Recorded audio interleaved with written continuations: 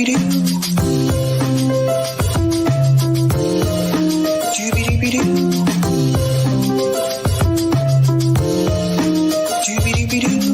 your host, Sabrina Salvati.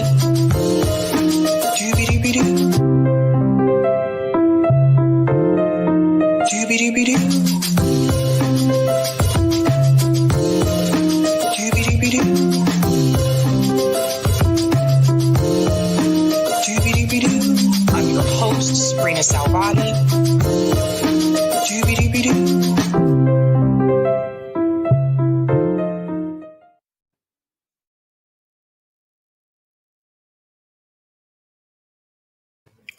Hey guys, happy Monday. Hope you had a great weekend. I want to give a quick shout out to everyone watching on Rockfin, Twitter, and YouTube. Just want to shout out some people in the chat before we get started. Greetings, Dan O'Neill says, force the FTYT just say in. I thought it was force the vote, but it's FTYT just say in. Greetings. Welcome, Miguel says, love your show. Good vibes. Thank you so much, Miguel. That's always great to hear. Kim says, hi, Sabby. Hope you had a good weekend. I did. I was very productive. You guys would be so proud of me. I did laundry, something I don't like to do. Greetings, Anthony says, TYT needs to be censored and Jink muzzled. The only time I agree with censorship. Oh, welcome, Anthony. I don't know about the Anthony. I don't think anyone should be censored. Greetings, Fred says, why are we helping TYT stay alive by paying attention to them? That's a good point, Fred. But I do want to make sure that I call out hypocrisies, especially when there are smears against people trying to do good things in this space as well. Greetings, Hannah G says, Sabby time. Welcome. Shout out to Oz. So nice to see you again. I was actually with Oz last night on Roar Media. That was a fun stream. Shout out to the Red Precarian, who's a Sabby member, says, Sabby, Sabby, Sabby. Hello to you too. Greetings, CBC voter, says, Talk Liberation investigates, digs into these claims, analyzing the Getter website and smartphone apps. Given all that we've learned about Getter, the bottom line isn't about what you're getting. I'll have to look into that, CBC voter. Thank you for letting me know. Shout out to Lawrence Johnson, who's a Sabby member. Always a pleasure to see you here. Lawrence says, doobie doo. Greetings, Troy says, big stew. All right. Shout out to you too. Doobie doobie doo, probably in a different language. Greetings, Brandy Weaver. Hello to you too. Shout out to Leroy, who's a Sabby member. Always great to see you, Leroy. A lot of comments in the chat here. Greetings, Christian Gomez says, aw, shit, here we go. Greetings, Christian. Welcome, Eric T. Red, who's a Sabby member. Happy Monday, lefty friends. Greetings as well. What's going on? Bothis Son says, heart, heart, heart. What's going on for you too? Greetings, the Robert Escobar Show says, oh, I missed the song. That's okay. That's okay. What's going on? Delthea Simmons says, howdy, howdy. She's also a Sabby member. Shout out to her. Terry Conley says, hello, everyone. Hello, Terry. Greetings, Pat Brannigan says, hey, Sabby. Hey to you too. Mad Scientist Mike says, hi, Sabby from Christine and I. Hello to both of you. Greetings. Defund the Empire. Oh, I like that name. Says, hey, Sabby. Hello to you too. Greetings, Corey Heath says, hey. All right, I think I got oh, nope. Gamer for Life says, hello. Greetings, Gamer. Always pleasant to see you. Shout out to Brent Hudgens says, love your show, Sabby. Thank you so much. I really appreciate that. Greetings, a dingo ate me baby says, hi, fam. Hello. And I like your puppy. I like your pup. Natalie Williams, greetings, says, what forced the vote are we speaking of? I'm going to get into that tonight. All right. Shout out to Carmen Iglesias as well. Greetings, Sean says, happy Monday to all of you. Welcome, welcome, everyone. Welcome to Sabby Sabs Podcast. I'm your host, Sabrina Salvati. Sabby Sabs Podcast is a part of the Revolutionary Blackout Network, so you can catch me there on Thursdays for the Roundtable and Friday for the Sabby Show. And you can catch me here Monday, Tuesday, Wednesday, and Friday. And now that I mentioned that, This Friday on RBM, we are doing a solutions panel. Should be pretty interesting. Eric actually came up with a list of demands that we should be demanding from politicians. And I think it's a really good list. So myself, Nick, Franco, and Eric, we're going to go through all of that Friday at 6 p.m. Eastern Standard Time. So definitely tune in for that. I want to give a quick shout out to everyone who is a Sabby patron. Let me go ahead and share them as well. Shout out to all of them. I need to find a way to make this bigger and change my formatting here. But if you want to help the show, you can become a member, a Sabby, a Sabster, or the Ultimate. Thank you so much, guys. I appreciate all of this. It really helps me out a lot. And their names are also scrolling across the bottom of the screen there as well. So what are we talking about tonight? There was a lot that has happened over the past couple of days. I'll go ahead and share my thumbnail here because this is interesting. I feel like Andrew Yang always finds a way back into the spotlight. So yeah, we're going to be talking about him tonight as well. Let me go ahead and share my screen so you can see the thumbnail here. All right, so tonight we're talking about TYT attacks force the vote again. Yes, ladies and gentlemen, again. Why is this coming back up? You'll hear about that. We're going to talk about Tucker Carlson versus Ted Cruz. I was not expecting this to happen, so this was a surprise to me. We're going to get into that tonight. What did Ted Cruz say, and why is Tucker Carlson not happy about it?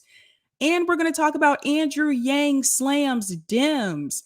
What did Andrew Yang say about the Democratic Party? Now I'm going to talk about that, some of the responses to that, and where he kind of went off the rails with a different response that I actually do not agree with. So we're going to get into all of those stories tonight. Shout out to Indie Left News, Sabby, Kayla waving at the phone. Hello, Indy and Kayla. I was actually with Indie Left earlier today on his channel. He started a show called Friends of the Left. Definitely check that out. So I was the first guest for that. So I felt honored and really excited about that. So definitely make sure you check out Indie Left. He really keeps things running in the background with left independent media through Discord and newsletters and everything else. So let's get into it, ladies and gentlemen. I'm actually going to start with this issue with Tucker Carlson and Ted Cruz. So as you guys know, last week was the anniversary of January 6th. I'm sure you saw it on mainstream media. They made this a very dramatic issue. I'm sorry, but I have some things to say about that. But Ted Cruz had some things to say about it as well. And Tucker Carlson was not happy about what he had to say. So let me go ahead and share my screen. I want to play that clip for you because I was actually surprised that Tucker Carlson said this. And I want to get your take on this, how you feel that Ted Cruz responded. So let me go ahead and mute my mic really quick. We played this tape for you last night. We were surprised by it. We prefaced it by saying every conservative appreciates Ted Cruz because he's one of the smartest and most articulate people in the Congress, and he's conservative. But he referred publicly to what happened on January 6th as, quote, a violent terror attack. Here it is. We are approaching a solemn anniversary this week, and it is an anniversary of a violent terrorist attack on the Capitol, where we saw the men and women of law enforcement demonstrate incredible courage, incredible bravery, risk their lives to defend the men and women who serve in this Capitol. Senator Cruz was game enough to come on tonight. We appreciate that. He joins us now. Senator, thanks so much for coming on. So I guess I mean, there are a lot of dumb people in the Congress. You're not one of them. I think you're smarter than I am. And you never use words carelessly. And yet you called this a terror attack when by no definition was it a terror attack. That's a lie. You told that lie on purpose, and I'm wondering why you did. Well, Tucker, thank you for having me on. I just want to interrupt here for a second and just say, I can't believe I'm about to say this, but I actually agree with Tucker Carlson for the first time, like ever. I don't feel that that was a terror attack. I've watched several videos about it. They knew that they were coming. We all knew they were coming. If you were on social media, it was heavily advertised. They knew they were coming. And I saw videos of officers letting them in through the gate. So I didn't feel like it was a terror attack either. So I can't believe I'm saying this, but I actually do agree with Tucker Carlson here. So I'll go back into the video. Of course. Aired your episode last night. I sent you a text shortly thereafter and said, listen, I'd like to go on because the way I phrased things yesterday, it was sloppy and it was frankly dumb. And I don't buy that. Whoa. I don't buy that. Look, I've known you a long time, since before you went to the Senate. You were a Supreme Court contender. You take words as seriously as any man who's ever served in the Senate. And every word, you repeated that phrase. I do not believe that you used that accidentally. I just don't. So, Tucker, as a result of my sloppy phrasing, it's caused a lot of people to misunderstand what I meant. Let me tell you what I meant to say. Yeah, I actually don't think he misused it either. Like, again, I can't believe this, but I agree with Tucker Carlson here. I think he knew exactly what he was saying. I think he meant what he was saying. I do not agree that he was like, oh, I misused my words. No, I think he meant exactly what he said. I'm sorry. I don't buy it either. What I was referring to are the limited number of people who engaged in violent attacks against police officers. Now, I think you and I both agree that if you assault a police officer, you should go to jail. That's who I was talking about. And the reason the phrasing was sloppy is I have talked dozens, if not hundreds of times. I've drawn a distinction. I wasn't saying that the thousands of peaceful protesters supporting Donald Trump are somehow terrorists. I wasn't saying the millions of patriots across the country supporting President Trump are terrorists. And that's what a lot of people have misunderstood that comment. Wait a second, but hold on. What you just said doesn't make sense. So if somebody assaults a cop, he should be charged and go to jail. I couldn't agree more. We've said that for years. But that person's still not a terrorist. How many people have been charged with terrorism on January 6th? Like, why'd you use that word? You're playing into the other side's characterization that, as Joe Kent just explained, allows them to define an entire population as foreign combatants. And you know that. So why? I want to come in here too as well. I don't agree with Tucker here when he says you're playing into the other side, because believe it or not, there are some of us on the other side who don't believe it was this terror attack either. I've said the same thing about the Black Lives Matter protests. I believe those were activists and those were protesters involved in the George Floyd, protests that happened last year. I would not call them terrorists at all. In reference to January 6th, what happened here, again, I don't feel like these people were terrorists. These were a group of people that decided we didn't like the results of the election. We didn't like the way that it went. And we're going to come out in full force and we're going to show our support for Donald Trump. Now, I don't like Donald Trump either. I don't want him as president either. But again, they knew they were coming. They knew they were coming. It was all over social media. I would not call them terrorists. I think Ted Cruz is really caught here, to be honest with you. I think he's busted. It was a group of people who got together and planned to show up there. They were talking about it on social media. And at the end of the day, when you open the gate and you let them in, is that considered like a terrorist? I don't know. I mean, by that logic, no. I'm sorry. But some of us on the other side actually do not agree with that. We do not feel like they were terrorists. We feel like they were angry people who were just not happy with the way that things went down. I do not agree with what they did by any means necessary. I want to be very clear about that. Do I think that what they did was right? No, I don't think they should have done that. But I still wouldn't go as far as to call them terrorists. I'm just saying. Let me go back in. How'd you do it? So, Tucker, let me answer you directly. The reason I use that word, for a decade, I have referred to people who violently assault police officers as terrorists. I've done so over and over and over again. If you look at all the assaults we've seen across the country, I've called that terrorism over and over again. That being said, Tucker, I agree with you. It was a mistake to say that yesterday. And the reason is what you just said, which is we've now had a year of Democrats in the media twisting words and trying to say that all of us are terrorists, trying to say you're a terrorist, I'm a terrorist. No. Now he's trying to pass the buck. So I don't agree with this either. First of all, now he's trying to put the blame back on Democrats. And don't get me wrong. Yes, there are some Democrats that have said those things, but nobody twisted his words here. I mean, they played the video for you and showed you exactly what Ted Cruz said. So now he's trying to say that the Democrats twisted his words as well. No, nobody did. You were on Fox News. You were on a conservative station. Tucker Carlson, who is conservative, played that video, and he's still trying to blame Democrats. Now, don't get me wrong. I have my criticisms about with both parties, but your answer to everything, your response to everything can't be, it's the Democrats' fault. It's the Republicans' fault. Take ownership of what you said and just let it be.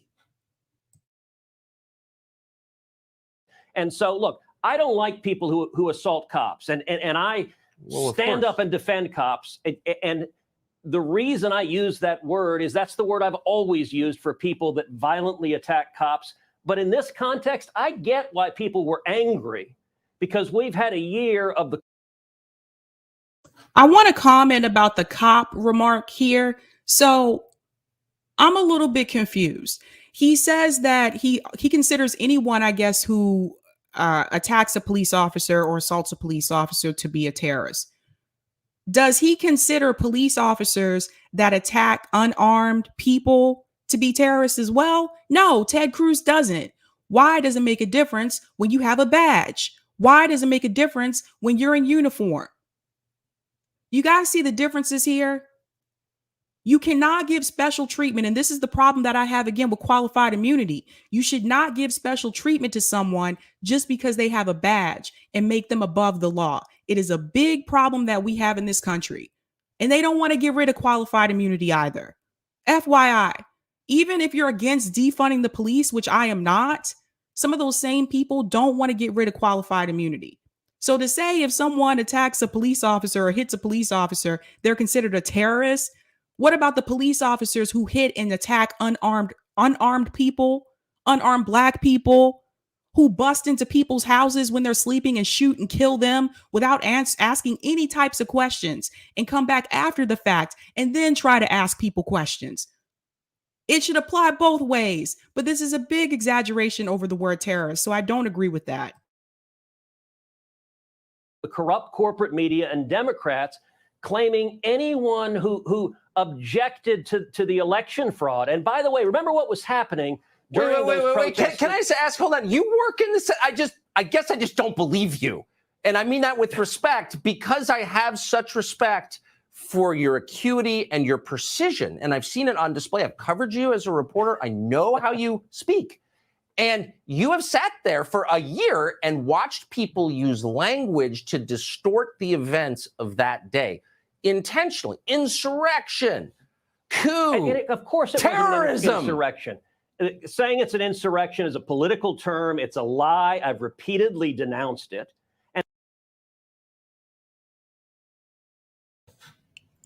No, Derek, I want to address this really quick. Wait, what? Sabby's not for defunding the police? What the F? No, I said I am for defunding the police. I said, but for people who are not for defunding the police, even if you're against defunding the police, how can you approve of qualified immunity? Because you're still giving preferential treatment to someone over another person just because they have a badge. Just want to clear that up. I've never said I was against defunding the police. In fact, I've done several shows supporting defunding the police and abolishing the police. All right, I'm going to go back in. And when it comes to, look, I was focusing on what I normally say. That what you aired was a little 15-second snippet. What I normally say is violence is wrong, peaceful protest is right. If you engage in violence, you should be prosecuted. If you're speaking, you have a right to speak. I say that all the time. Well, I meant, and I agree. In that snippet. So who's Ray Epps, by the way, since you are a senator? Like he and this other guy are clearly encouraging the crowd to commit crimes. Neither one has been arrested or charged. What is that, do you think? So I think that is a very good question. I don't know who Ray Epps is. I've seen that video multiple times. It's disturbing. He's clearly urging the crowd to violate the law. When you see the crowd start chanting, Fed, Fed, Fed, for him to appear on the FBI's most wanted list and come off, it certainly suggests he was working for the FBI. That's not conclusive, but that's the obvious implication. and the Attorney General and the Department of Justice won't answer the question. Tucker, I can tell you, I joined with a number of other senators trying to get the Biden DOJ to answer the question why so many January 6 prisoners are in solitary confinement, why they're being treated so much worse than the Antifa rioters and the people who committed firebombing and a year of riots across the country. And this Biden DOJ won't go after them. But let me also make a quick point, Tucker. Remember, while thousands of people were standing up to defend this country on January 6th, at that exact moment, I was standing on the Senate floor objecting to the election results, demanding that we impanel an election commission to consider evidence of voter fraud. And I brought together 11 senators to join me in supporting getting to the bottom of that. So, of course, it would be ridiculous for me to be saying that the people standing up and protesting to follow the law were somehow terrorists. I was talking about people who commit violence against cops. And you and I both agree, if you commit violence against cops, you should go to jail. Yeah, but you're not a terrorist. You know, you're not. You're a guy who assaulted a cop. Okay, so there's a legal difference, as you well know better than I do, since you were actually in the running for the Supreme Court. And there's a moral difference between a guy. But Tucker, the reason I use that word is for a decade I've used that word for people that violently assault cops. I use that word all in 2020 for the Antifa and BLM terrorists that assaulted cops and firebombed police cars. But I agree, it was a mistake to use the word yesterday because the Democrats and the corporate media have so politicized it. They're trying to paint everyone as a terrorist, and it's a lie. Exactly. And by the way, I've spoken out vocally against your exchange you just had. They want to paint us as Nazis. Yes, I know, it's scary. That is what they're trying to do. And look, I'm the one leading the fight in the Senate against this garbage. I'm sorry, I can only take so much there. Once again, notice how he tried to put the blame back on the Democrats. This is the problem with the two-party system. This is what happens. This is what they do. I couldn't get this done because that side was against it. I couldn't, my words were misused by that side. And they just blame each other. They just point the finger back and forth. It's disgusting. And at the end of the day, he said what he said. And you heard earlier in that video, he said that he texted Tucker Carlson and wanted to come on. So he was trying to save face. That's why he wanted to come on. I believe that he meant exactly what he said. I mean, it just is what it is. And then he realized, oh, wait a minute. Now people are going to say that I sound like a Democrat, so I better go on Fox News and correct this language really quick. That's what that was about. It's a joke. And people wonder why I get so angry with the two-party system. Because as long as there are these different parties, you can easily say you didn't get something accomplished. You can easily say, well, they're after me because they're on that side. And that's what I've seen my whole life. They just point fingers back and forth, not taking full responsibility.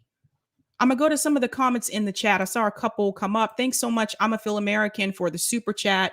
Sup, Sabs, hope you're doing well today. Thank you. I am, and I hope you are doing well too. Phenomenal Mysticism said, this binary thinking is a serious disease. It's seriously a disease. Don't you think so, Sabby? Yes, it's a problem. Like, this is what I'm trying to tell people when we say, oh, the left and the right, and it's easy to just pass the blame on the other side. When the reality is they're not really there to work for any of us. They're there to protect their donors. They are there to protect corporations. They are not there to fight for us and protect us. And this whole issue that happened with January 6th and then them doing this whole anniversary thing, they really, really got me here because they really make it seem like they did not know about this. I knew they were going to be there. Come on. Really? It was all over social media. So the question that I had back when this happened was, why didn't they have as many law enforcement officers present at the Capitol that day, the same way that they did when the BLM protests were going on? I didn't see officers throwing them to the ground. I didn't see officers pushing them, hitting them, tasing them. No, I saw videos of officers letting them walk right in. And there's just no excuse for it. There's none. Why weren't they prepared? Now you have to, ask yourself this question. Imagine if it was a group of Black people that showed up that day. You think they wouldn't have had an entire army of law enforcement prepared to face them? It's disgusting. It's terrible. And it's not just Republicans doing this. Democrats are doing it too. Nancy Pelosi, Chuck Schumer, all of them. Oh, it was a grave thing that happened that day. We must remember this day. They were comparing it. Some people were comparing it to 9/11. Really? Terrible. Absolutely terrible. Greg Bruce says, was that a clip from Dumb and Dumber? It was not, but very funny. Very funny. It's appalling. Guys, there were people from independent media who were present that day who were there. You should look into that. Look into it. Nico talked about this. Franco talked about this. I mean, come on. Chuck Modi was there. Chuck Modi talked about it. He said they let them right in. So yeah, there were video. They just walked right in, you guys. Now, how are you? They're like, oh, it was a coup or what? No, they knew that they were coming. And it just kills me that I'm sitting up here and I'm seeing these videos of Nancy Pelosi on the floor. And she's just like, we have to remember what happened that day. It was a grave thing. And I'm just like, really? You guys are acting like, don't get me wrong. I don't agree with what they did. No, I don't agree with it. But they are blowing this way out of proportion. What's going on, Glory Jones? Partisanship is an op. Shout out to Glory Jones. She's a part of MCSC Network, doing great work over there. I agree. Shout out to Ashura for the super chat. This is Riot acting drunk over their team win/lose. I hear you. Thanks also for this super chat. LOL, Ted doesn't make sense. They still hit cops. Thank you so much for those, Ashura. He came on to Tucker Carlson show to save face. That's what that was about. Notice he said he contacted him. So I'm glad that Tucker Carlson called him out on it. But at the end of the day, come on. They still on the same team. They still going to be there to support each other. But the reason why he called him out on it is because Ted Cruz said that the mob of people that showed up there, he referred to them as terrorists. And those people were there in support of Donald Trump. And Donald Trump is on the right. So, of course, he was going to say something to him about it. But I just got to tell you, this is the two-party system. Had it been the other way around, had it been us going there to show up for, let's say it was the opposite. Let's say that Trump won again, and it was a bunch of people that showed up to protest for Joe Biden. And Ted Cruz made that same comment that he just made there. Would Tucker Carlson have, come back at him and criticize him for making that comment? No, he wouldn't have, because at that time, it would have been on their team. It would have been in support for their side. And this is the things that I want you guys to pay attention to, the hypocrisy. This is why the two-party system is so problematic. There's always going to be the one to point to so that you can get the attention off of yourself. Thanks so much, Ashura, for this super chat as well. Aren't coups prepared, not the spur of the moment? Thanks so much for the super chat. Agreed. The Robert Escobar show says defunding the police is only going to create more division. We need police reform. But we already have police reform. That's the thing. Body cams was a part of police reform, and police officers turned them off. So we've already had reforms implemented in the criminal justice system, in law enforcement, and they've always found a way around them. This is why I say police reform just does not work. As long as you have qualified immunity, they know that they can find a way around it, and they'll still be safe. They'll still be fine because they have qualified immunity. That's my take on that. Corey says, Sabby, why aren't we Black people allowed to be angry after one of us is unjustly killed by the police, i.e. protests? Exactly. And that's my point. It's like, why did they have so many officers there to protect DC, to protect Capitol? They weren't there to protect people. Let's be clear. They were there to protect Capitol. Why did they have so many law enforcement officers prepared there to protect Capitol when it was the BLM protest? But then when the protesters came to protest against the election results between Trump and Biden, all of a sudden they didn't have enough officers present. They knew they were coming, and they still had plenty of time to get more officers there. Those people were there for a while before they even like let us through. They were there for a while. Why didn't they have the security that they needed then? You have to ask yourself that question. It's a mess. It is an absolute mess. Going to some of the other comments in the chat here. Lawrence Johnson said January 3rd, when Forced to Vote failed and DEMS showed they were phonies. I am going into that story next. I have a lot to say about that. Derek said, LOL, people show up to protest for Biden. That's just a hilarious idea. So here's the thing I have to say about this. You know, that's a good point. But the way that all those people came together and went out there to fight for Donald Trump, and we can't get people to come out into the streets to march for Medicare for all on the left. We can't get people to come out and back Force the Vote for Medicare for all on the left. Where is that same boldness and energy on the left? Why don't we have that?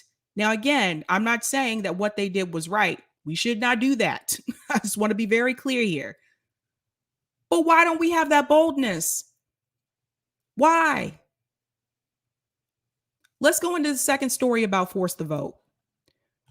Because for those of you who may not know,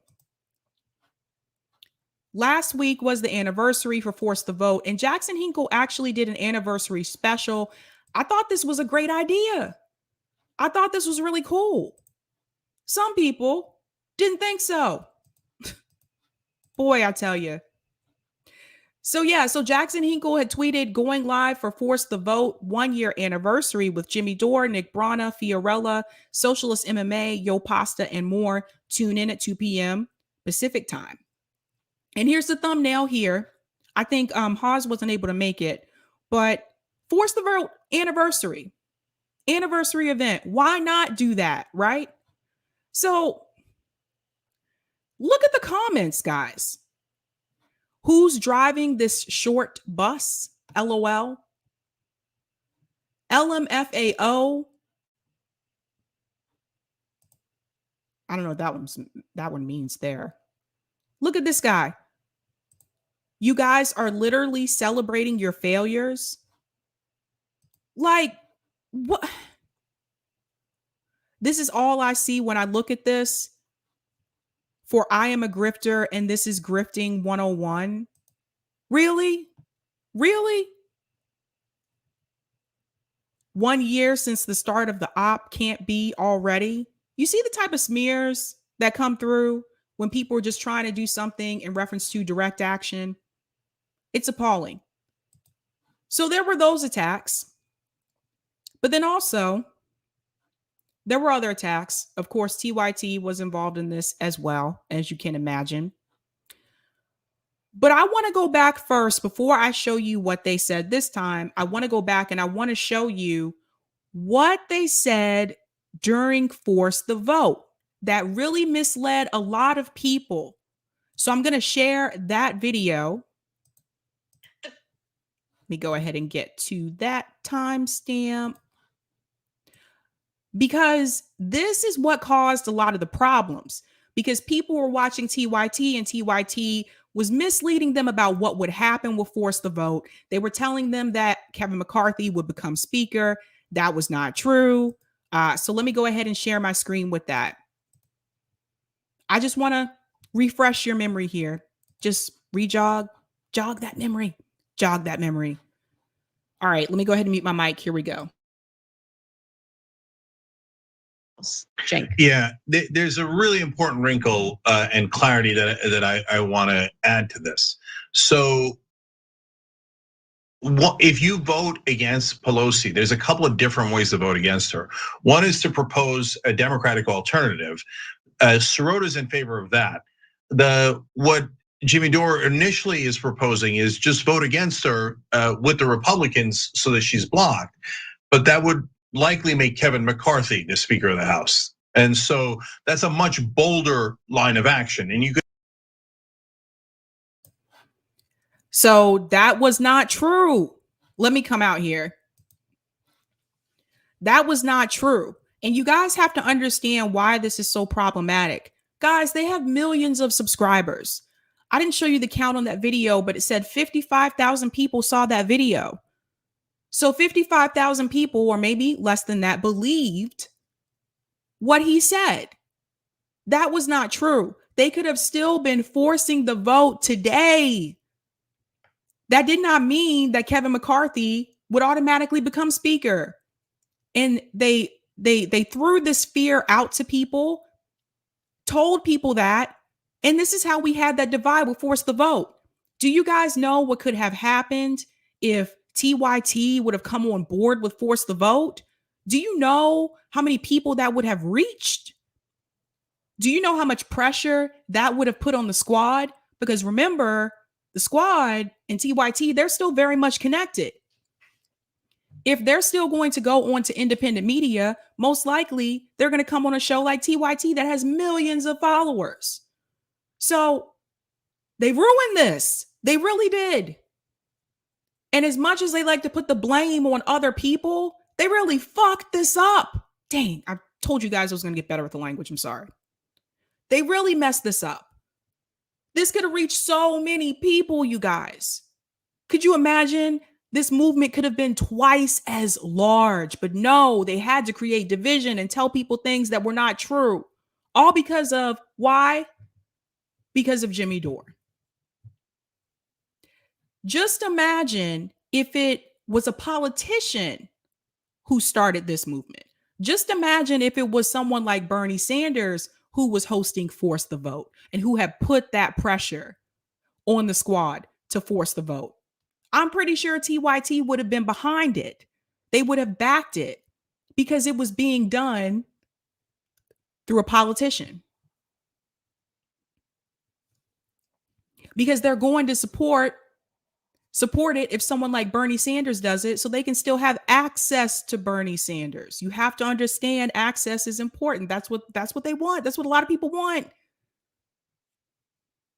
So I want you to pay attention to that. They really ruined, oh my God. I can't. I'm gonna go to some of the super chats and then I have another clip to play for you. Ashura, thank you so much for the super chat. Maybe the right should fight for Medicare for all and force the vote. I think all of us should be fighting for this. Thanks so much, Ashura, for the second super chat. It means laughing my effing ass off. And thanks for this one as well. Effing liar. Jimmy never said anything of that. And this one as well. TYT and their affiliates are proud of effing it up. I agree. Now, you have to remember what was going on at that time. We were in the middle of a pandemic, which we're still going through. But during that time, it was worse. And you had all these people who were dying. All these people, every time I turned on the news, I had to get to a point where I had to turn it off. More and more people dying because of the pandemic. You have hundreds and thousands of Americans that do not have health insurance in this country, that still don't have health insurance. And during a pandemic, and during a time where hundreds of thousands of people are dying in this country, during a time where you have so many people that because they did not have health insurance, did not get the treatment and care that they deserved. Some of those people that died were uninsured or underinsured. You have to understand that. During that time, they didn't want us to fight for Medicare for all. And that wasn't the only time. When we did the marches for Medicare for all just last summer, they didn't want us to do that either. Anna Kasparian went on Twitter and she smeared them. Surprise, surprise. You're wealthy, you're rich. You have all these things that we're fighting for. So you really have to ask yourself, do they really believe in these issues? Or is it just optics? Now I want to show you another clip.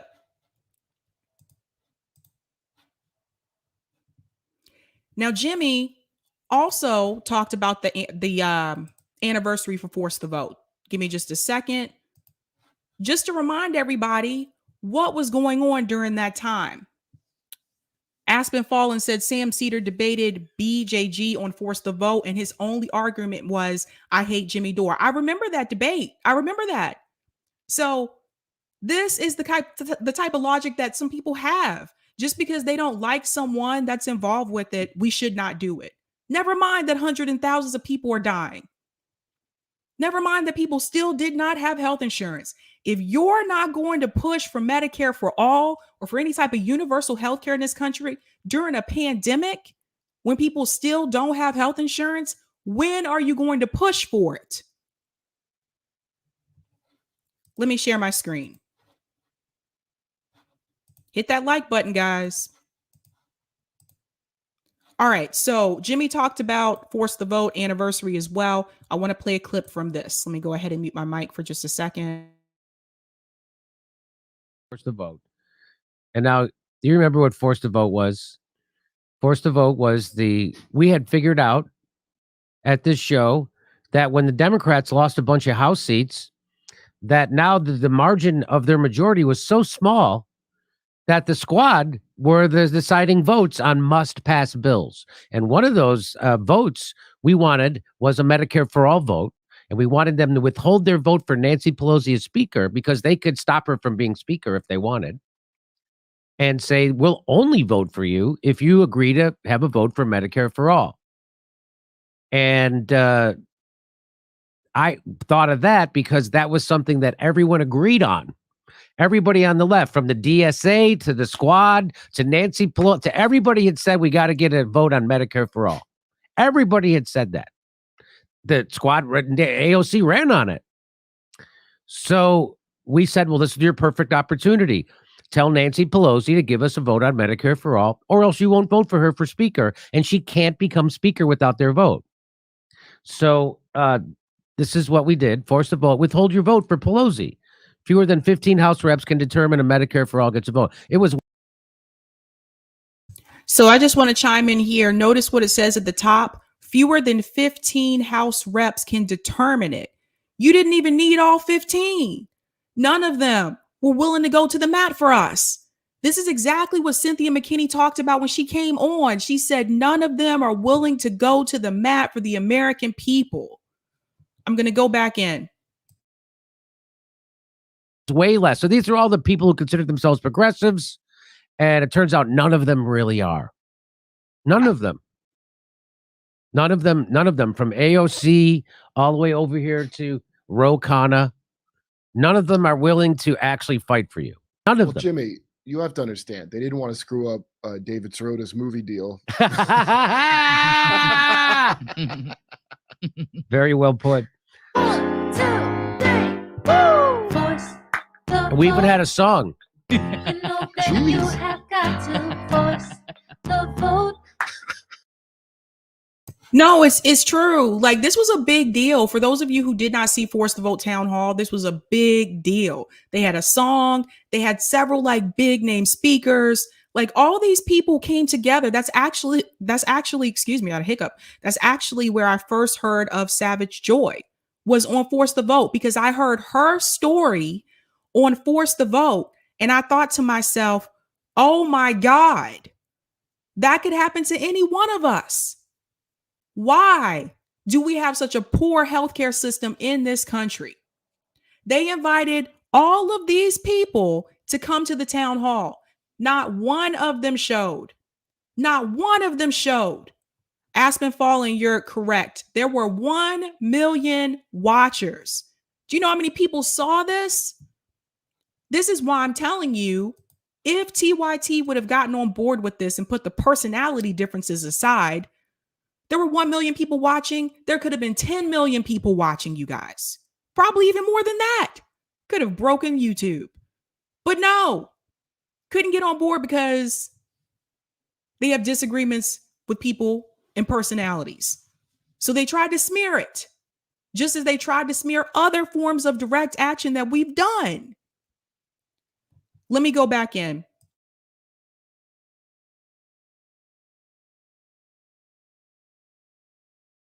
So that was Jake and Molly Chapman who wrote that and performed that. That was fantastic. So what it started was we were just doing what everybody said that we should do. Everybody said that we should do this until it came time to do it. And then half the people or more than half said, don't do it. So AOC, this is from AOC from December 2nd. She said, the whole point of protesting is to make people uncomfortable. Activists take that discomfort with the status quo and advocate for concrete policy changes. Popular support often starts small and grows. To folks who complain protest demands make others uncomfortable, that's the point. And I'm going to stop right there. That came from AOC, you guys. That tweet came from AOC. What happened? And this is what happens a lot of times with politicians. This is what happens a lot of times with the squad. As we've noticed, they'll tweet these things. They'll run on these issues. But then once they're in office, they're nowhere to be found when it's time to push for it. They don't want to go up against people who have been there for years. They don't want to push back against the establishment Democrats. Then what the hell did you tweet about it for? Why did you run on these issues that you weren't going to fight for? Just so you can get elected. We don't put you into office so that you can get your pension in 5 years and get a book deal. And it seems like that's what's going on. Greg Bruce says AOC was lying through her teeth all along. Here you go. There you go.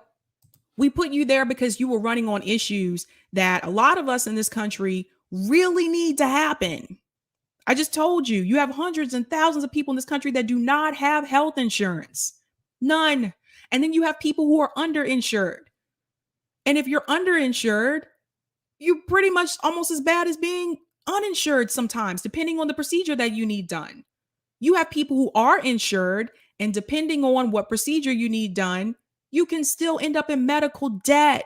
Guys, I've seen bills from people who had loved ones who had cancer. People who had health insurance. They're getting like $1,600 bills, and that's after the insurance company has paid. But no, we shouldn't try to fight for Medicare for all in this country. Nope, shouldn't do it. Thanks so much for the super chat, Cool Blue. The anti-force the vote people are the same who tried to sheepdog their audience into voting in general elections for Team Blue. They're corrupt frauds. Wow, Cool Blue. That's a good point. I cannot read your name. I am sorry, but Force the Vote was a great success for me. It exposed all the progressives and shit libs. Thank you so much for that.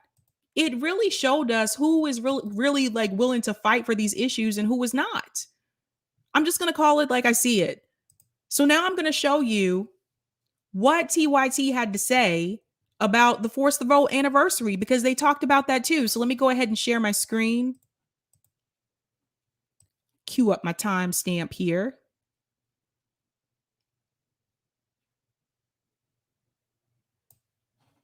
All right. Here we go.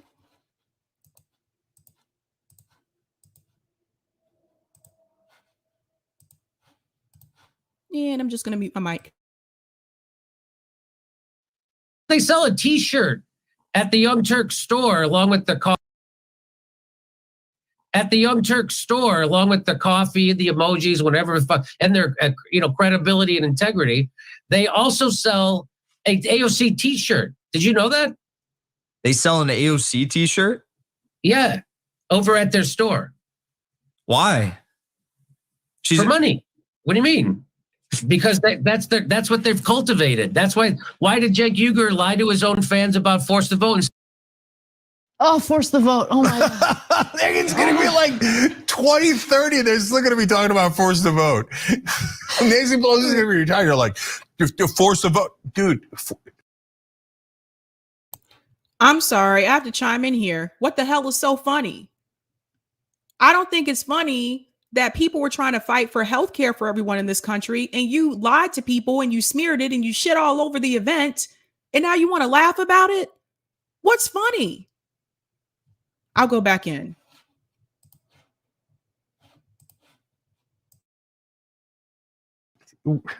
Move on. Come up with something new. Don't you have anything original? They don't. That was their heyday. They can't let it go. It is what it is. Whatever. For the love of God, let's just let the Force the Vote go. Okay. When was your heyday, Anna? Do you guys hear this? No, they can't come up with anything original. I thought Force the Vote for Medicare for All was pretty original. I thought that town hall was pretty original. Sometimes I wonder if they're jealous that they didn't come up with something. I don't ever see them doing any type of direct action. I didn't see them at the Medicare for All marches. They don't participate in anything. And all they want to do is smear and ridicule the people that do. The activists, the people who do want to fight for these issues. No, all of us are not sitting in a TYT studio. Some of us actually want to fight for these issues that the squad and other progressives ran on. Now, I'm sorry if you don't seem to understand that. But the fact that they can just sit here and laugh it off, telling people to move on, get over it. People are still dead, people are still dying, and people still do not have health insurance in this country. Some of us can't move on until we get the health care that we need.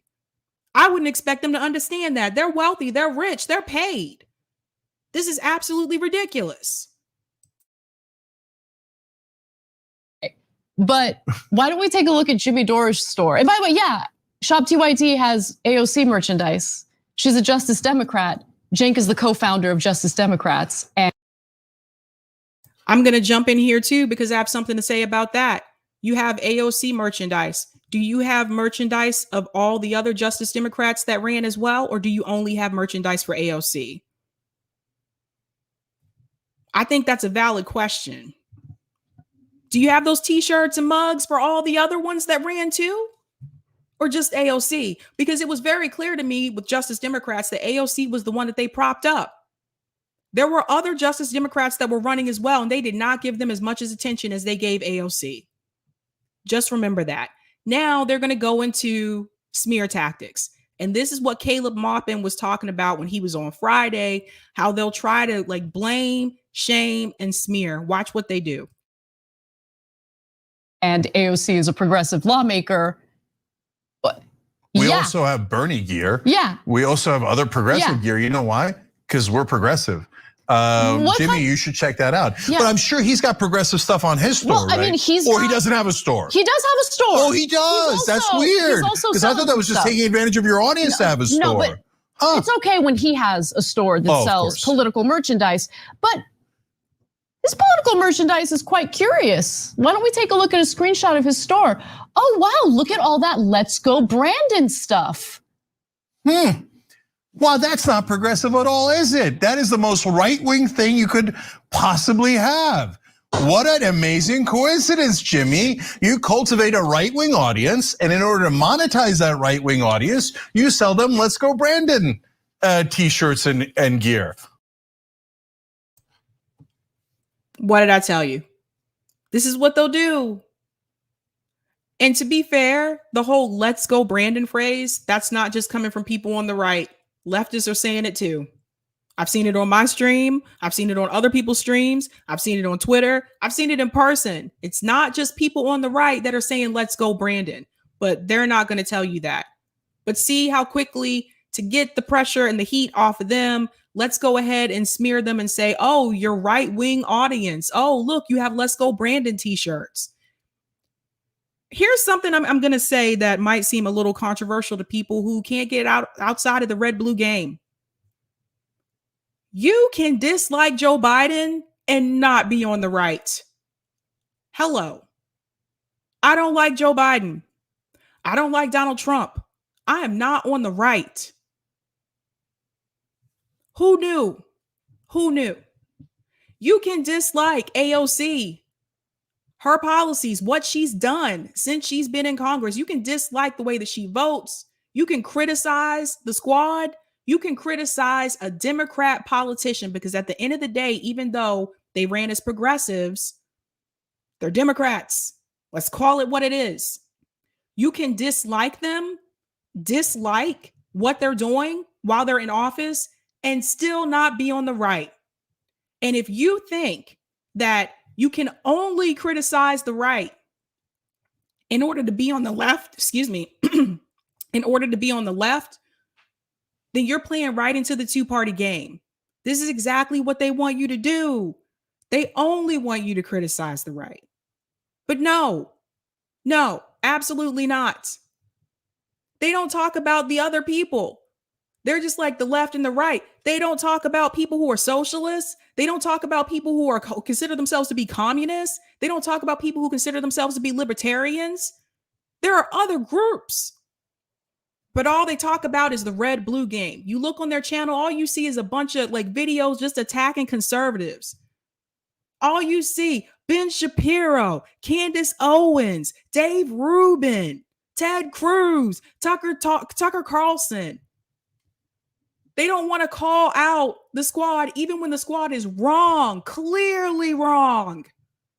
They're the ones who will tell you to vote blue no matter who. At the end of the day, it's already starting because I saw Michelle Obama is already out there telling people this is the most important election. They're the ones that will tell you to suck it up and vote for Joe Biden again, even though he is doing nothing for us. I'm sorry. I'm a millennial. I haven't got anything. A lot of us have student loan debt. He said he was going to cancel. It hasn't happened. A lot of us don't have health insurance. Oh, we're going to fix Obamacare. Hasn't happened. But quickly, they can give $768 billion to the Pentagon. When it comes to the American people, we're told we have to wait. We're told, sorry, we can't do it because we don't have the money to do it. But they always have the money to give to the military industrial complex. They always have the money to give rich people more tax breaks. At the end of the day, they're the same party. It is one corporate party. Thanks so much, Ashura, for the super chat. TYT's heyday was their fake Me Too movement. Yikes. Thanks for the super chat. I'm a full American and openly admits their conflict of interest. LMAO. Thank you so much for that. I'm a full American just said, let's go, Brandon. Thanks for that super chat. And I'm a full American is not on the right. Hello. Ashura, thanks so much for the super chat. Jimmy Dore didn't $24 million and let's go, Brandon. That's not a right wing. Oh, donated $24 million and let's go, Brandon. That's not a right wing thing. Thank you so much for the super chat, Ashura. Red Precarian says, I'm a communist. Let's go, Brandon. Perfect example. Thank you so much, the Red Precarian, for the super chat. And thanks for the super chat. The Robert Escobar Show says, you should challenge Anna to a debate. Oh, she wouldn't come on, please. Thanks so much for the super chat. She wouldn't talk to little people like me. Thank you so much for the super chat, Ashura. Jink called Candace a house N-word chest bumping. Thank you so much for the super chat. Yes, he did. I do remember that. So I'm sorry, but you have to call it out on both sides. Yes, I criticize Republicans. I also criticize Democrats. When people that we have, a lot of us canvass for, donate a lot of money to, especially like a lot of these progressive like politicians, donated a lot of money to, sometimes when we didn't have it, because we really believed that they were going to get in office and they were really going to fight for us. I'm sorry. I have every right to criticize. And all of you should too. It is what it is. And just because you criticize someone on the left, that does not mean that you're a conservative. But they will constantly use that talking point. They will use those smear tactics. And I want to make something very clear here. Just because someone watches your show and they're on the right, there are people that watch this show that are on the right. Apparently, it's been brought to my attention. When I talk about the issues that I discuss, when I talk about policing, when I talk about getting money out of politics and the problem with the money, which a lot of us need to be focusing on, When I talk about how the two-party system doesn't really help the American people, those are things that I want everyone to hear. I don't just want people on the left to hear it, because then I'm just talking in an echo chamber. You have to get the word out. You have to get the message across. And that is how you do that. You need to reach as many people as possible, not just the people in your little bubble. And newsflash to a lot of people out there, if this is your first time watching this, America is a conservative country. The left is actually small. So we can't just talk to that small bubble on the left.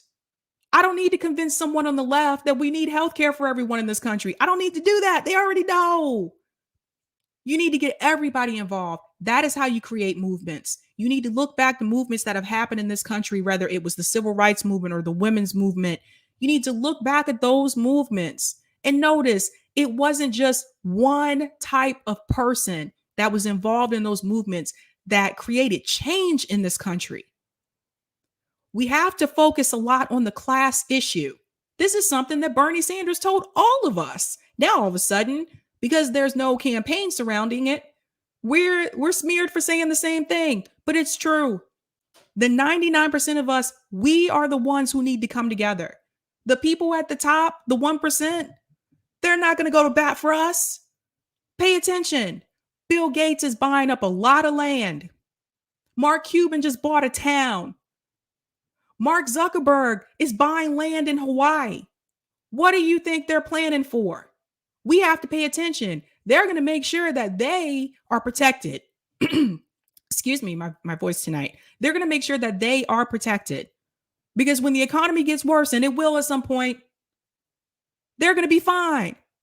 They're going to have farmland that they need to grow their own food. You think they're going to give us their food? No. One of the things I need to do is a show that educates people on how to grow your own food. This is something all of us need to know how to do. I was in the supermarket a couple of days ago. Some of the shelves are half empty. It's just a reality. I go into Walgreens. Some of the shelves are like half empty. I haven't seen that happen before. Not before the pandemic. Wake up, guys. We have to be the ones to take care of each other. All of us at the bottom, and most of us are, when shit hits the fan, we're all going to have to come together and take care of each other. And at that point, it is not going to matter if you are on the left or the right. And you have to understand that. If it means you are going to have to find a way to feed yourself or to feed your children, are you not going to take food from someone on the right? No, you're going to take the food. Have to focus on the class issue. I am going into my last story, which is Andrew Yang. Yes, he is back in the news. He does not go away. The Rep-Ricarian member for 4 months said, my foster dad used to say, when you point your finger at someone, you have 3 fingers pointing back at yourself. Wow. That's a good analogy. Good point. Oh, Ashura said I meant Jimmy didn't get 24 million. Yes. Thanks, Ashura. Thanks so much for that. That's a good point, right? That's true. Shout out to Robin, says truth from Sabby. Thank you so much. Marcus Cage is in the house. Invite me for that. I have some tips I can give about growing your own food. Yes, Marcus, you'll be the first one on the list to come on over because people have to learn how to do this. We cannot just rely on we can't rely on the grocery stores. We can't rely on, it was one thing I learned during the pandemic. We can't rely on them. There were times when we couldn't get food. We were locked down here in Massachusetts, like completely locked down. Luckily, we stocked up on food, but I remember when they ran out of toilet paper and paper towels. Like, this is real life. This is real. This is not a game. So we need to be prepared and we need to be ready for that. Shout out to Cyrus76. TYT and the rest of those clowns failed at pushing Biden left. So all they can do is attack the left. Thank you so much for that super chat. I hear you on that. That's a good point. And shout out to the Rep-Ricarian, who's a Sabby member. Unity. I saw a picture from the 1960s of MLK and Nation of Islam guy, a Greek Orthodox bishop, and Jesse Jackson, among others, in the same March. Yes. Thank you so much for the super chat. That's 100% true. That's what I'm trying to tell you guys. You can't have one type of person to really create a movement that's going to make change. That's not how movements work. I'm telling you from experience. All right. So we're going into my final story about Andrew Yang. Andrew Yang, I don't know if everyone is aware of this, but he started working on a third party called Forward. There was a book attached to this at some point or another. I haven't heard as much about Forward since the book came out, but he did tweet something recently about Democrats, and I think everyone should pay attention to this. Now, Andrew Yang started off doing really well here with his tweets, but it goes south. Now, this I agree with. The fact is, the Dems should have let Bernie and Hillary go at it fair and square in 2016, which Bernie probably wins. And Bernie probably beats Trump in 2016. The Democratic Party sometimes has very anti-democratic impulses. Yes, I agree with that. That's 100% true. He went on to say, do the failings of the Democratic Party have something to do with the rise of Trump? Sure.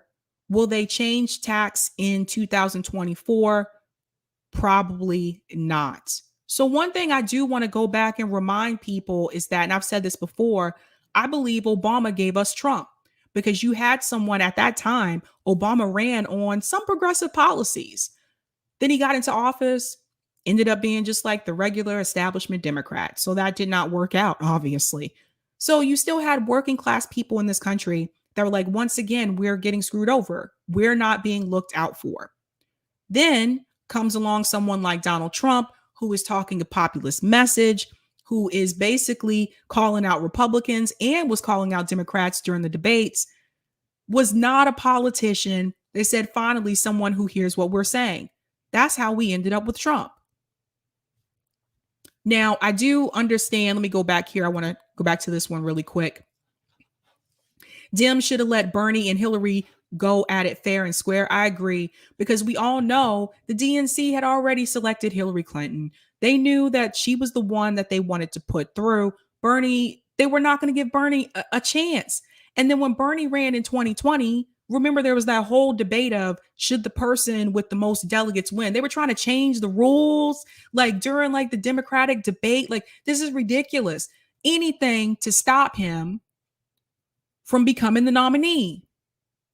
And I think that had more people known about Bernie Sanders in 2016, had the DNC done the right thing, and by that I mean not putting like Bernie's like debates on really like late at night, giving Hillary those prime time hours.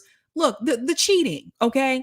Had they done the right thing and people would have really got to hear Bernie Sanders, because a lot of people didn't know who he was that I talked to back then, really got to have them just duke it out fair and square, I think Bernie would have won.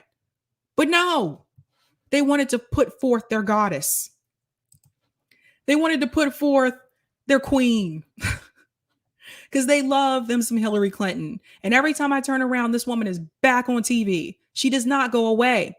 Now, Ryan Knight responded to this. I got to get Ryan to come back on. He has been heavily critical of Democrats and the way the Democratic Party has gone. Now, Ryan, excuse me, I was about to say Aaron. Ryan responded and said, Andrew Yang is correct about the anti-democratic nature of the Democratic Party. The DNC's own lawyer admitted in court that the party does not owe voters an impartial or even-handed primary election and can choose the candidates over cigars in a back room. And this is true. Some people are hand-selected. Hillary Clinton was hand-selected. They had already decided that she was going to be the one. So anyone who ran against her in the primaries, they were not going to let them have a chance. They were not going to let them have a fair shot. And that's unfortunate, but he's calling it out. It is what it is. Now, that started out great. But then Andrew Yang said this. Let me go ahead and share my screen.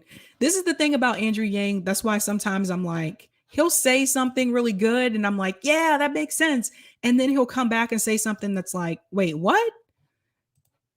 So then he went into this conversation. This is where he lost me. The core problem is that Democrats and Republicans answer to their most animated partisan voters, the 10 to 15% most extreme in party primaries, while most Americans are left without meaningful say or input. Now, Jimmy actually responded to this, and Jimmy said, no, the core problem is that both political parties are owned by corporations in Wall Street and serve the same donor class, leaving us with an oligarchy, not a democracy, and the biggest income inequality since the Gilded Age. You serve the same people. What can I say? What can I say? Let me come out for a second. So, Andrew Yang is not getting to the root of the problem. Like I said, he started out great in his tweets, but then he leaves out the most important part, I feel, which is the money. The money. Now, why would Andrew Yang do that? Andrew Yang, remember, he's an entrepreneur. Let's not forget. He's a businessman. Even when he was running, what did he say? I'm an entrepreneur. I'm a businessman. So he's going to protect corporations. Andrew Yang knows the money is a problem. He wasn't born yesterday. He ran for president. He ran for mayor. Why would he not mention the root of the problem? There's a reason for that. Isaiah said, capitalists. There you go. There's a reason for that. Now, what was also interesting to me is that even though Andrew Yang said those things about how, the Democrats should have let Bernie and Hillary just basically like duke it out, I agree with that. But if Andrew Yang felt that way, then why, when it came time for endorsements, why did Andrew Yang endorse Joe Biden? Anybody? Somebody? Anybody? Andrew Yang knew that Bernie was cheated. Why did he not endorse Bernie Sanders? Why did he endorse Joe Biden? I'll wait. Anybody in the chat? I'll tell you why. Because he was playing the game. He knew that what the Democrat establishment would want him to say is to endorse Joe Biden, not to endorse Bernie Sanders. He knew that if he would have endorsed Bernie Sanders, then that would stir up conflict, controversy. The Democratic establishment wouldn't like that. Corporations would like that because Bernie wanted to heavily tax people who are billionaires and he wanted to tax the corporations more. So at the end of the day, Andrew Yang was still protecting the corporations. Now, all of a sudden, he feels like he had this epiphany after he's run for president and he's run for mayor and say, hey, the two-party system is the problem. Really? But you're still protecting capital. You're still covering for the corporations. It just is what it is. You have to pay attention to that. Thanks so much, Aspen Fallen, for the super chat. Yang doesn't believe in freeing Assange. No, he doesn't. I saw that video. There's that too. Again, but that's him playing the game. It's the people who have come out now and say, well, yeah, they really did cheat Bernie. If you knew they cheated Bernie in 2016, then come 2020, when it was time to give your endorsement, why did you not endorse Bernie Sanders? Why did you endorse Joe Biden?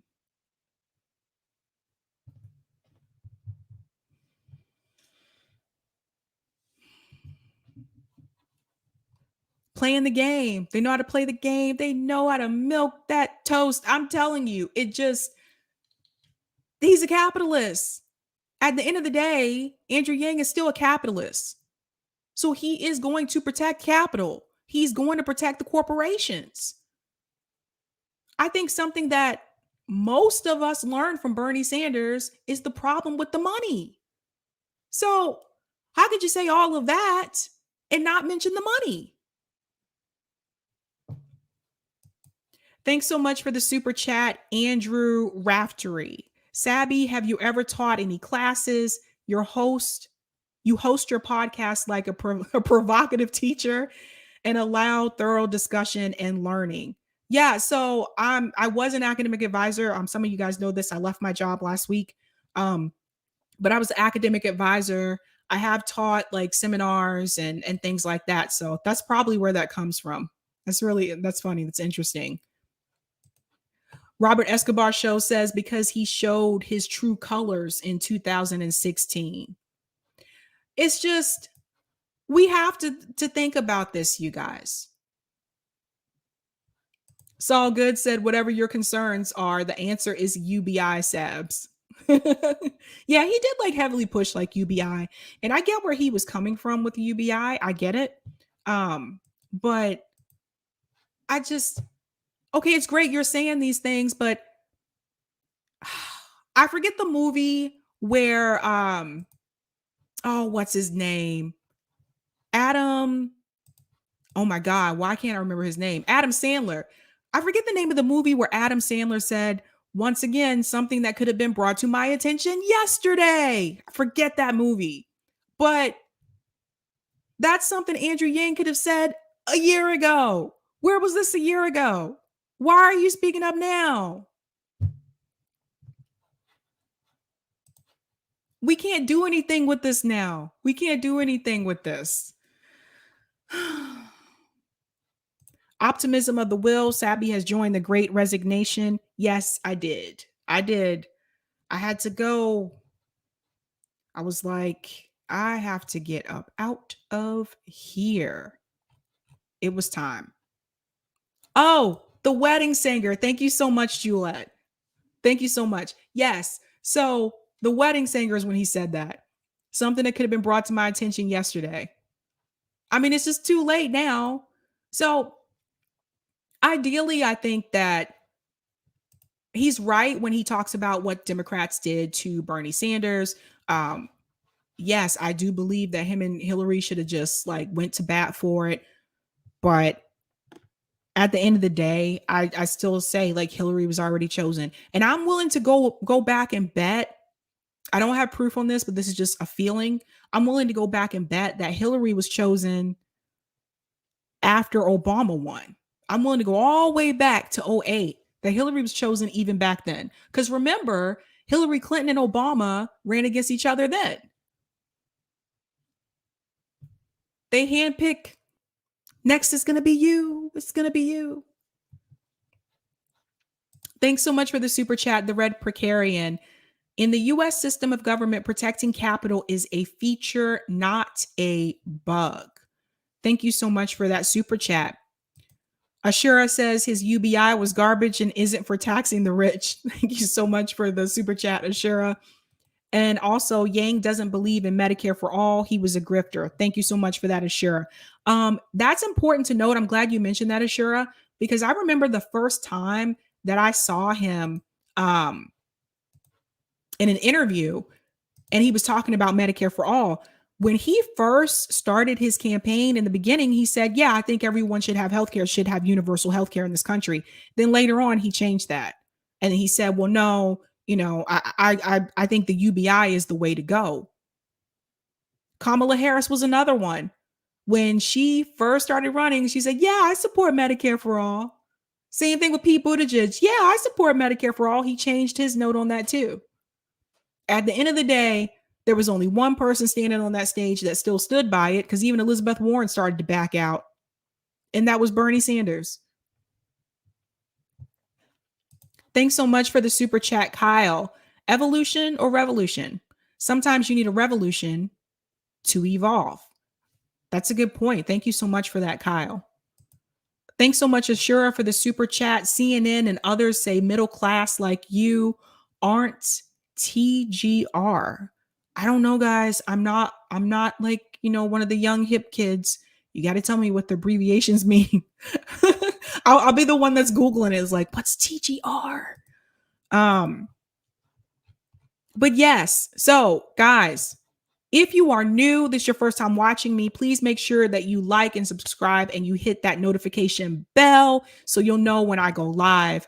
I'm live on here Monday, Tuesday, Wednesday, and Fridays in the evening. That's what I do. So definitely welcome if you are new. And I think there are some new people here. I'm starting to notice. The last thing I want to say is I do want to recognize someone that recently passed away, and I think we need to, acknowledge him. So let me share my screen. This is someone that their career spanned decades. They span generations. My parents grew up watching them. I grew up watching them, and that is Sidney Poitier. So Sidney Poitier has passed away. He was the first African-American to win an Oscar for Best Actor. He's done phenomenal work. I remember seeing him in, and I'll show this to you guys here. We saw this in school, actually, and it was called A Raisin in the Sun. This is what I remember. This was probably the first movie I think I remember seeing him in, was A Raisin in the Sun. Very, very good movie. I think Puff Daddy did a remake of this later on. Please watch the original. But that being said, most people will know Sidney Poitier from a movie called Guess Who's Coming to Dinner? And I think someone remade this movie too.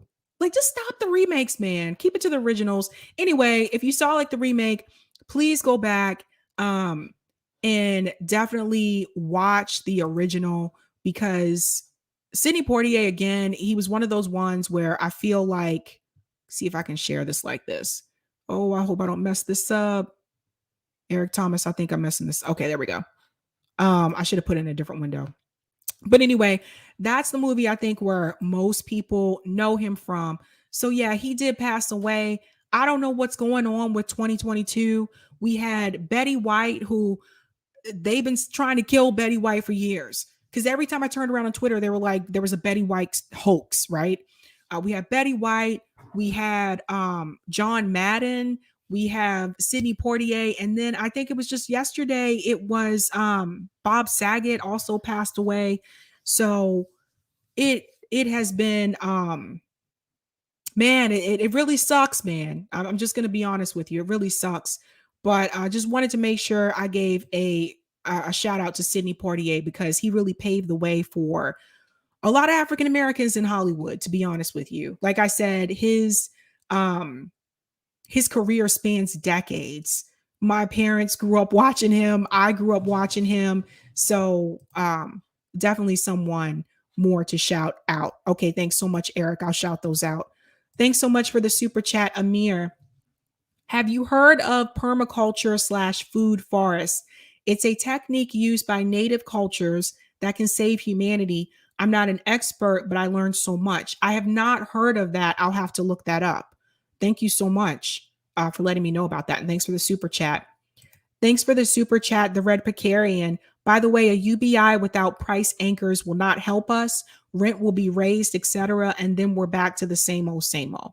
Thank you so much for that super chat as well, the Red Precarian. And Yipper99 said, Sabby Sabs, Sabby Sabs and Eric Red, BJG did a video on entrepreneurship and socialism. It was interesting. Thanks for letting me know. I'll have to check that out. So yeah, guys, tomorrow I'll be back with more news. I feel like I'm losing my voice. I think I was yelling a little bit. Tomorrow I'll be back with more news. Wednesday, I have a guest coming by. He is coming by to talk about MMT and inflation. It's not Steve Grumbine. It's someone new. And I think you really need to hear from them. In fact, he told me he was just on Bad Faith. So I'll need to go watch that as well. He'll be here Wednesday. Friday on RBN, we are doing a solutions panel. Eric, who's my producer in the background, actually came up with a list of demands that we should probably ask politicians. So me and Franco and Nick over at RBN will be there Friday at 6 p.m. Eastern Standard Time talking about possible solutions, which I think is needed and is very much important. One more thing to let you know, I am hosting a women's summit, and that will be February 26th and 27th. There's going to be 4 panels. It's not just for women to watch. In fact, I want men to watch this as well. We are going to be discussing important topics and also possible solutions that are important in reference to women. There's a lot of guests that are going to be there. I'm still working on a couple, but I should start doing promos for those probably early February. You'll start seeing those come through. So I'm just waiting on a couple more confirmations. So yes, definitely look out for that Solution Summit. And I'm really excited about that. So I'll be doing more things here. Guys, this has been an awesome stream. I am going to head out, and thank you guys so much. Yes, I didn't want to give away the guests, but you got me, Franny French. Yeah, Kim will be on the panel. But yeah, this Women's Summit, someone is going to smear you for the Women's Summit. Yeah, they will. And this should be interesting because the Women's Summit is not political.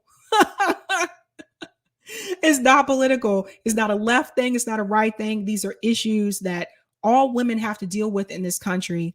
So there's going to be activists. There'll be some podcast hosts as well. We need to hear from everyone and bring women together in this country. It just needs to happen. I mean, shit. Oh, and watch the language. Anywho, I'm excited about that. Ethnic Women's Liberation will be back January 23rd. We're going to talk about intersectionality. We have a lot to say about that. And we're going to dive into Kimberly Crenshaw, who actually is the one who coined the term intersectionality. And we're going to talk about what that means and how it affects us in our lives. So, you guys, you know how we do this. It is time for me to head out. I've enjoyed hanging out with all of you, but time to go. So have a good night. Keep up the fight.